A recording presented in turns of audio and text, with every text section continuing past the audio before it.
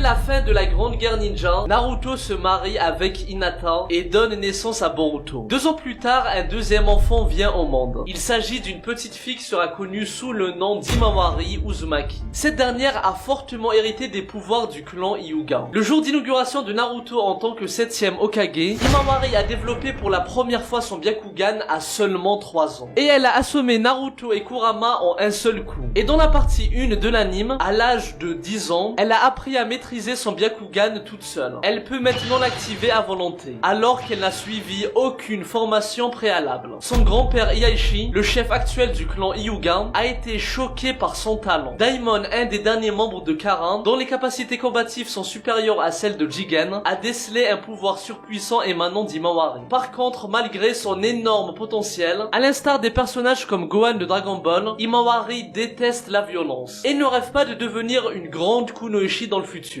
Mais elle y sera obligée malgré elle. Car dans le chapitre 77, elle perd ses 2 parents. Naruto et Hinata ont disparu et sont présumés morts. Son frère Boruto a déserté le village et il est considéré comme l'assassin de ses parents. Himawari est donc devenue orpheline à seulement 10 ans. Et tout comme Sasuke qui a vu toute sa famille se faire tuer par son frère bien-aimé, Himawari a vécu la même souffrance. Car elle croit que Boruto est responsable de cette tragédie. Elle a dû grandir dans un foyer vide. Et Kawaki fut la seule personne qui était à ses côtés. Mais est-ce qu'Himawari va vouloir se venger et tuer son frère Boruto? Est-elle affectée par le pouvoir d'Eidan? Et quelle est sa puissance cachée? Vous allez tout savoir sur Himawari dans la partie 2 Boruto Two Blue Vortex dans cette vidéo. Bref, voici la question de culture du jour. Citez-moi 3 membres du clan Hyuga. Bonne chance à tous et bon visionnage. L'histoire tragique d'Himawari Uzumaki. Si je devenais ninja, est-ce que je pourrais aider mon grand frère? Au chapitre 72, Boruto a fait ses au revoir à sa mère Hinata avant qu'il aille en mission. Mais Hinata va se mettre à pleurer par peur que ce dernier meure à nouveau et ne revienne plus à la maison. Et les amis, je vous avais dit à l'époque que ça sonnait comme des adieux et que Boruto et Hinata n'allaient plus se revoir avant un long moment. Et c'est exactement ce qui se passe actuellement. Mais bref, en tout cas là on s'intéresse à Himawari qui demande à sa mère si elle pourrait aider son grand frère en devenant une shinobi. Et ça montre qu'elle est prête à devenir une kunoichi pour le bien de ses proches, même si ce n'est pas le chemin qu'elle aurait voulu prendre. Ça ressemble à Gohan qui rêvait de devenir un grand scientifique. Mais malgré ça, il a passé une grande partie de sa vie à se battre pour protéger les siens. En fait, pour ceux qui ne l'ont pas vu, dans l'anime de Boruto, durant la journée d'essai à l'académie ninja, Himawari a surclassé ses camarades et a réussi toutes les épreuves sans aucune difficulté. Mais elle a été claire à la fin de l'épisode. Elle n'est pas sûre de devenir ninja, comme son frère et ses prédécesseurs par le passé. Mais cette expérience lui a ouvert les yeux et elle a pris la décision d'expérimenter plusieurs emplois différents afin de trouver le chemin qu'elle va suivre à l'avenir. Donc elle n'a pas de rêve spécial de devenir une grande kunoichi comme des personnages comme Sarada qui souhaitent devenir Hokage, ou par le passé Tenten qui admirait Tsunade et qui rêvait d'être aussi forte qu'elle à l'avenir.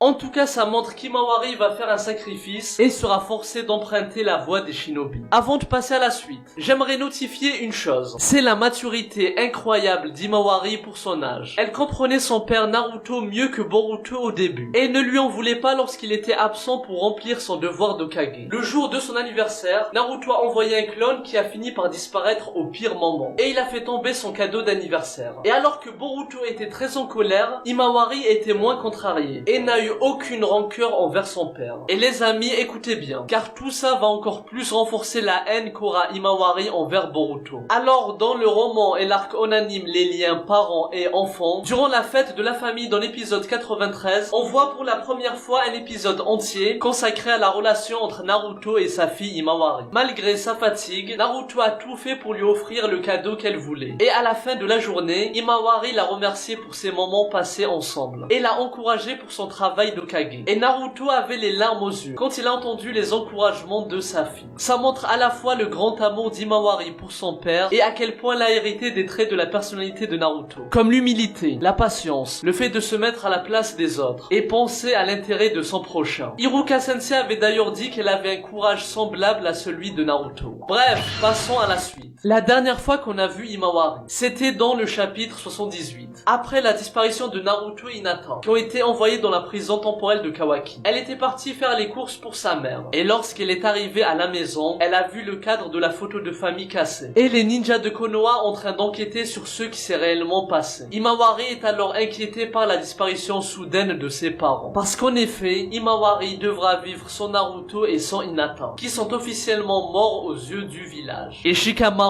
a annoncé que c'était Boruto qui les avait assassinés. Et les amis, soyons clairs, Imawari a toujours été montrée comme une personne bienveillante. Elle accompagnait sa mère à la tombe de Neji. Elle a offert une écharpe comme cadeau d'anniversaire pour son grand-père. Elle a même gagné l'affection de Shukaku, un des démons à queue qui déteste les humains au plus haut point. Mais malgré toutes ces qualités, cet événement tragique va changer Imawari. Imaginez un peu ce qu'elle va devenir. Après 4 ans de rage intense envers Boruto, la personne qui lui a tout pris.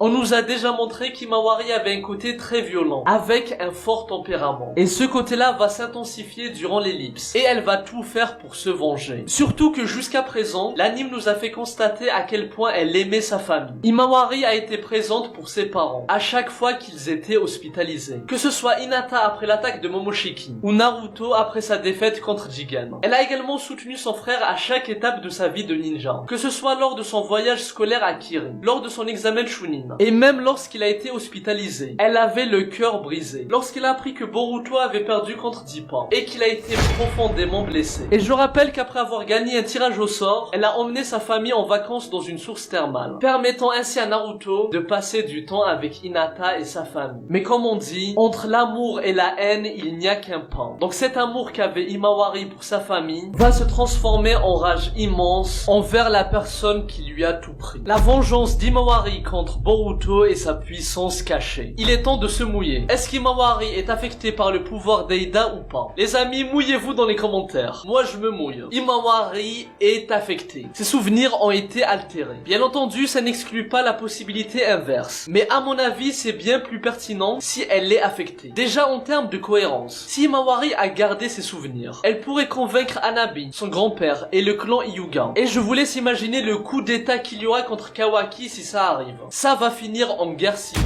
Donc je trouverais ça plus logique qu'elle soit affectée. Et qu'elle va vouer une haine envers Boruto qu'elle admirait par le passé. Et ça va faire un excellent parallèle avec Sasuke et Itachi. Sasuke admirait énormément son grand frère. Mais il a ensuite haï et il a tout fait pour se venger. Mais il a ensuite appris la vérité. Et ça sera pareil pour Imawari. Kishimoto nous prépare un combat fatidique entre frères et sœurs. Tout au long de Naruto, l'auteur a mis en place plusieurs affrontements entre frères. Comme la vengeance de Sasuke contre Itachi. Ou encore la colère d'Indra contre Ashura. C'est vrai que beaucoup attendent un affrontement entre Daimon et Imawari. Et ça, c'est toujours d'actualité. Par contre, un combat entre Boruto et sa sœur, ça serait bien plus intéressant. Que ce soit en termes d'émotion ou de storytelling. Et franchement, soyons sérieux. Qui peut regarder Kishimoto droit dans les yeux et lui dire j'écris mieux que toi les relations familiales dans mon manga? Il n'y a aucun shonen qui s'assoit à sa table dans ce domaine. Et c'est pas Luffy qui n'a jamais parlé à son daron qui va nous dire l'inverse. Imawari a un potentiel énorme. À l'instar d'un Gohan dans Dragon Ball. Elle va être obligée malgré elle à entrer dans ce monde de violence. Et comme Gohan, elle sera dans l'obligation de s'endurcir et de devenir beaucoup plus forte après la mort présumée de ses parents. Et imaginez un peu le niveau qu'elle va atteindre si elle va s'entraîner pendant 4 années avec Kawaki. Et lorsqu'on connaît les méthodes extrêmes de Kawaki, elle va avoir une évolution de malade mentale. Daimon a dit qu'en regardant de plus près, Imawari a l'air super faible. Mais pourtant, il avait senti une puissance phénoménale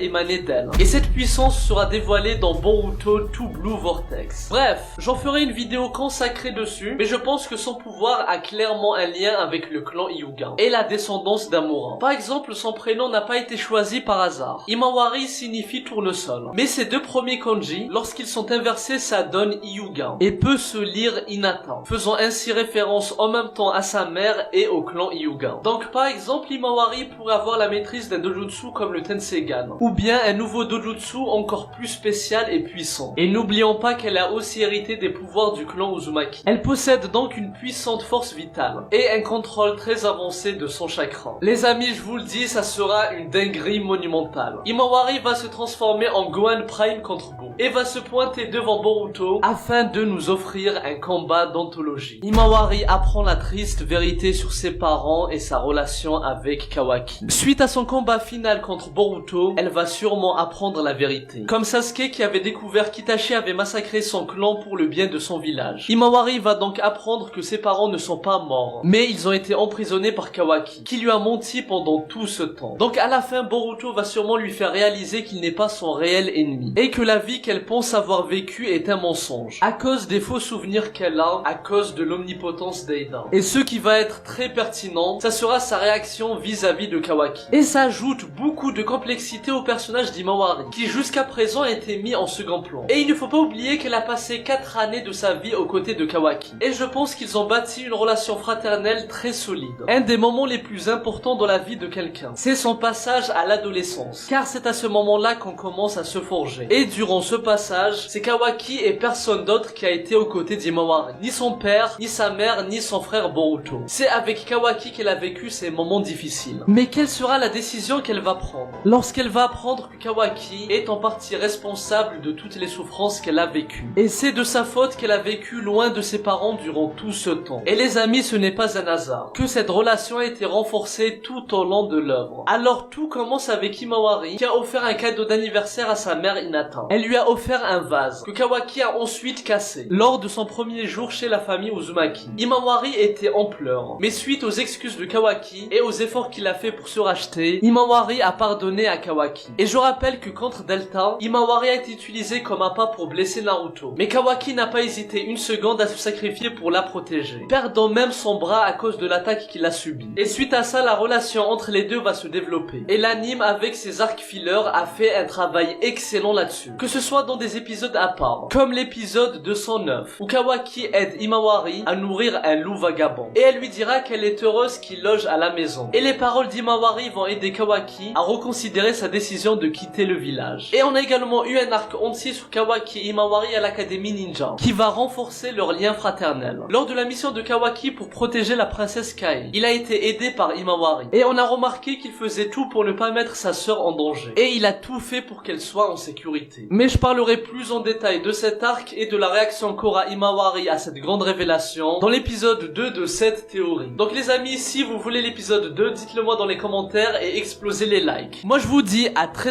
bientôt et que la paix soit sur vous. Eru, Psy, Konkuru.